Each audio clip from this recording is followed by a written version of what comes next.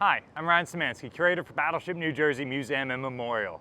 And today is our 77th day in dry dock and our final update video filmed from inside of the dry dock. We will have a couple more of these videos over the next couple of weeks as we continue to get the ship ready to reopen. But this will be our last one filmed in dry dock number 3 at the former Philadelphia Navy Yard run by North Atlantic Ship Repair. This week has been all about final preparations. Since the ship was bumped, we've been welding the last of the stiffener plates on the bow. And then once those were completed, we had to put a couple of coats of paint on there. We just did the final paint inspection a few minutes before filming this video, and everything checks out there. We also finished up caulking all the seams. There were a couple of those that were covered by the blocks until we bumped the ship. And then finally, we put some liquid metal epoxy on the weeping rivets on the ship's bilge keels.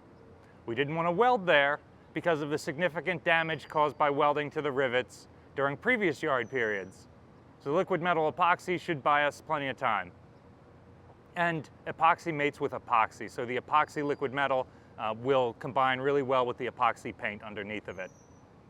So that's what we've been doing this week. The things that we have coming up, tomorrow, we're going to put water back in the dry dock. We'll probably put about 20 feet in so that the ship is not yet floating, but a lot of our work for Friday when we leave the dry dock will already be done.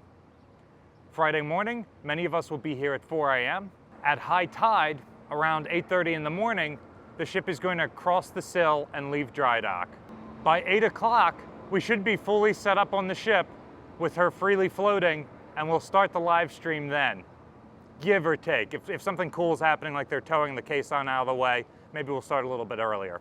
At 8:30, we plan on crossing the sill, give or take. And these things are always weather dependent, depending on the tugboat showing up, everything else. And we may be in Paulsboro as early as 10 to 11 a.m. Eastern Standard Time.